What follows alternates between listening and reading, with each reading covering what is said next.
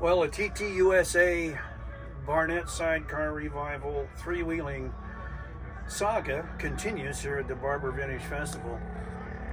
And as we talk about sidecars, we get a lot of questions about passengering. What's it like? What got you into it? Boy, are you crazy, etc., etc. I'm fortunate, as we sit here in Essaff Racing, Pete Essaff is, I don't know how many times, AHRMA champion, AMA champion. He's competed at the Isle of Man and finished two races at the Isle of Man TT. So these two gentlemen are passengers. To my right is Logan Essaff. Logan, welcome. And you're riding this weekend with your dad. Yeah, that is correct. Flew in from Utah to be racing. A pretty cool experience. Barber's an absolutely beautiful track, and super excited to be here. Now you've just been out for a couple of sessions. So what do you think? What's your? And this is your first time here. What's your impression of Barber? Oh, it's wonderful. The elevation change is really unique. The landscaping is beautiful. There's always something to look at. But yeah, it's been an awesome experience so far. Excited to go a little faster tomorrow. Now, on this side of me is Jake Lowther, over from the UK. And now, you live on the Isle of Man, Jake? No, I live in the UK, mainland. Okay. And Jake now you've stood on the podium at the Isle of Man TT when? It was 2019. As a passenger. So it's interesting to get, Jake, I've watched him since I've been here coaching a few people, and there's a whole different level. And Jake, I want to get your impression of sidecar racing here in the United States. In the UK, on the Isle of Man, I've been there. There's a whole different level to my way of thinking compared to the US. It's truly a commitment and a lifestyle.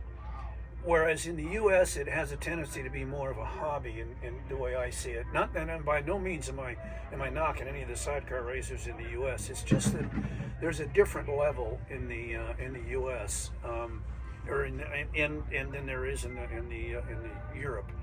Give us a little of your background and kind of your take on sidecar racing over there and here in the colonies.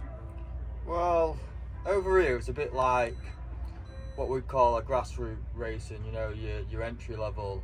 This seems to be like what they offer over here. It's like your club level championships are what we class in the UK. It's like your starting out championship. I'm very fortunate in the UK that we've got, some of the best drivers in the world racing these things. And I've ridden with a lot of them. And like I say, this is more like the feeling I got racing 10 years ago when I first started racing. You go to these club events, but obviously this is a bit of a bigger feeling because of the whole, it's been Americanized, Right. So that's the way I see it. It's like, it's bigger. There's more people here than what you'd get at an average UK club meeting, and a lot more going on with the entertainment around the park. It's incredible to walk around and actually look at things, and the swamp meet and all that sort of side to it is completely different to what you get in the UK. In the UK, in a racing paddock, you're lucky if you've got a burger van. You've got everything here. It's a whole, almost like a festival event. The whole thing is just incredible to really look at. Well, and this event is a one-off. Given in, like, for example, you were here last year with Pete and you won this event. Yeah. But if we were at Laguna Seca, for example, in July, and without the festivities in the carnival, so this is a real treat for us too. But it's interesting to see the comparison. When I was in the UK and on the Isle of Man this year, it seemed like there was because Daytona is a little bit in the mix now with AHRMA having that race at Daytona, which you are over for. Is that correct? Yeah, that's correct. I'm racing Daytona next weekend with Pete. And with this festival here, we had the girls here last year from New Zealand. We had that team. When I was speaking to the teams in the paddock at the TT this year, there seems to be a lot of interest in Daytona, particularly because Daytona has an appeal, to say the least, because it's such a big event, or has such a history, an iconic history.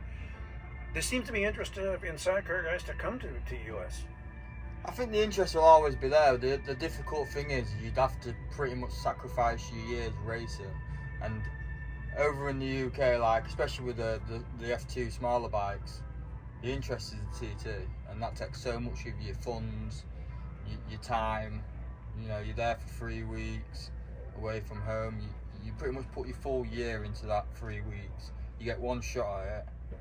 When it's over, it's over. It's such a prestigious event for everyone over there racing. They dedicate the year to it. To do that, you know, your bike needs to be available for you to ride as much as possible, really, coming into the TT. And after the TT, you'll see a lot of the racing sort of daggers down a little bit in the UK, because there's certain people that have just spent their whole year funds to do the TT that season, and then they're already preparing for the TT the season after.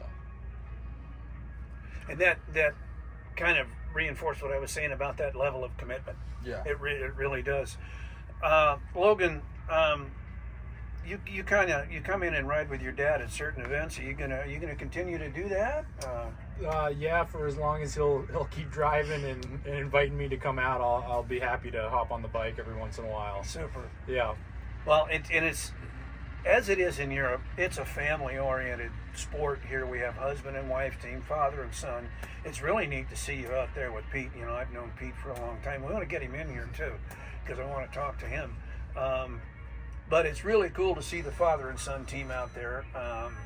You know, I know your mom from 100 years ago, and but it's really cool to see the generation being, you know, interest being passed on. For sure. No, I was definitely born into it. I don't know how I would have gotten into this without Pete being my dad, so that was definitely very helpful. But it's always such a fun and cool experience to come out and race with him and get to spend some time. We sort of live on opposite sides of the country now, so it's really cool when we get to come out and race at these events together. Gentlemen, I want to thank both of you very, very much for the international and the national perspective. Thanks very much.